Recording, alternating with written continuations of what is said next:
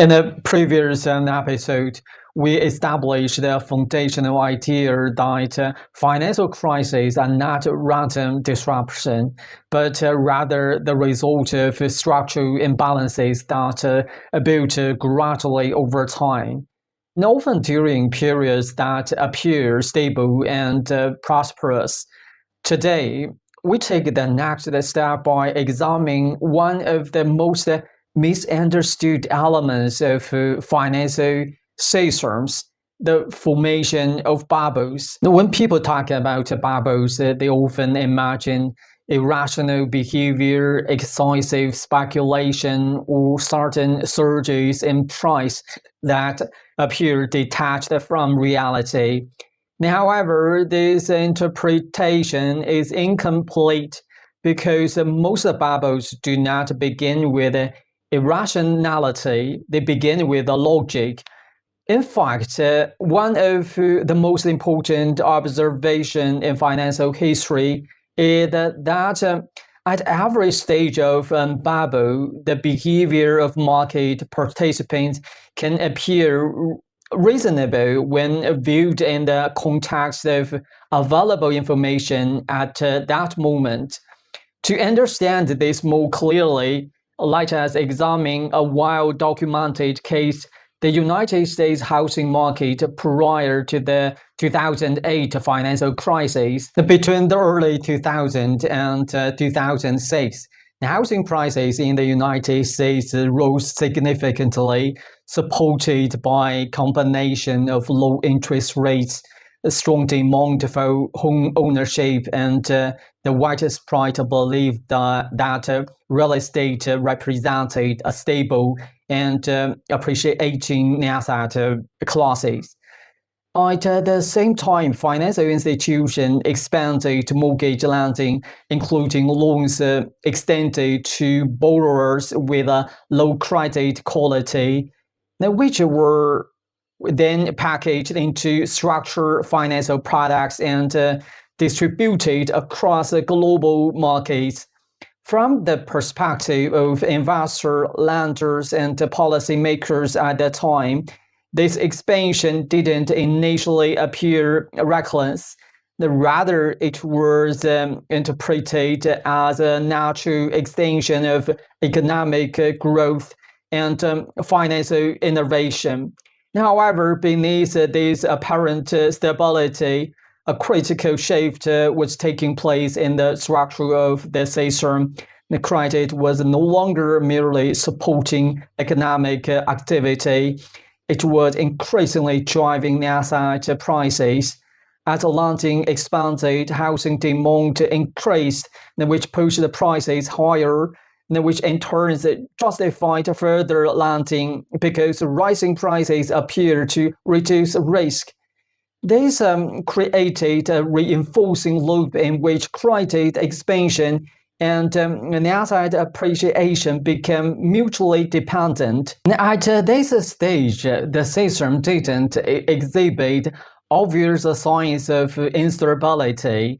Instead, it appeared to be functioning efficiently, which risk seemingly disappeared through financial engineering and diversification.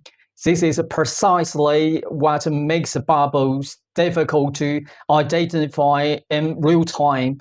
They do not look like exercise, they look like progress. If we step back and analyze this process structurally, then we can describe the formation of bubble in three phases.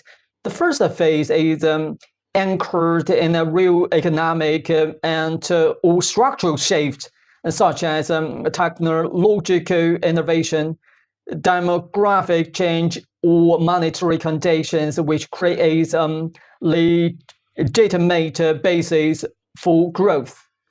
The second phase involves the expansion of credit, which accelerates the initial trend by increasing the amount of capital available to participate in that growth.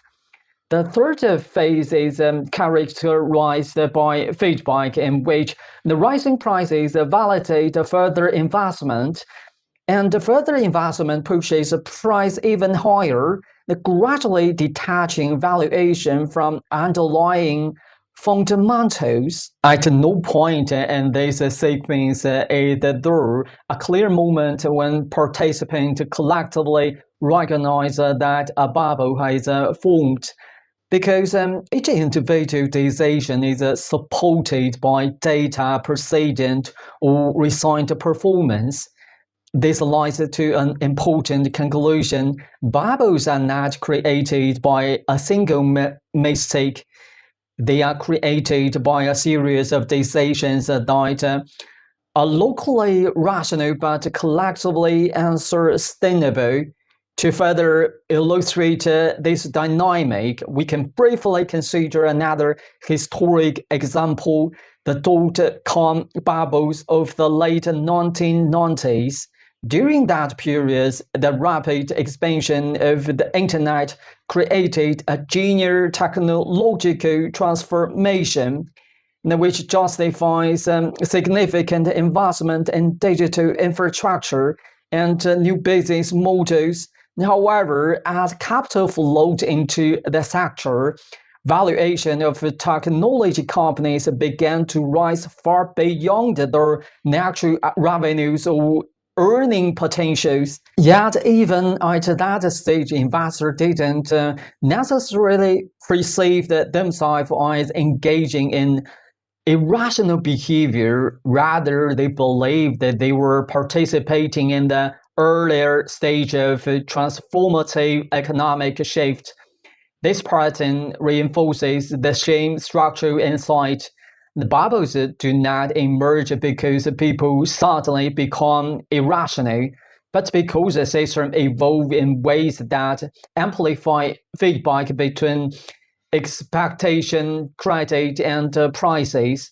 From a broader perspective, the key issue is not simply that an asset price rise, but that the relationship between price, credit, and risk becomes increasingly distorted. As long as price continue to rise, this distortion remains hidden because the system appears stable and self-reinforcing. However, once the price grows, slows or reverse, the same mechanism that supported expansion began to work in the opposition direction. The credit contract confidence weakens and the feedback loop reverses, transforming growth into decline. At that point, what once appeared to be a stable system is revealed to be highly sensitive to disruption. If we summarize the core idea of this episode, we arrived at a structured understanding of bubbles that differ from a common intuition. Financial bubbles are not sudden anomalies. They are the result of a gradual process in which credit expansion, rising prices, and reinforced expectation interact in a way that amplifies both growth and risk simultaneously. In the next episode, we will examine the mechanism that magnifies this process even further leverage. Because while bubbles create the condition of stability, it is the leverage that determines how severe the consequences become once the system begins to unwind. A bubble is not a moment of irrationality. It is a process in which rational decisions accumulated into unsustainable system.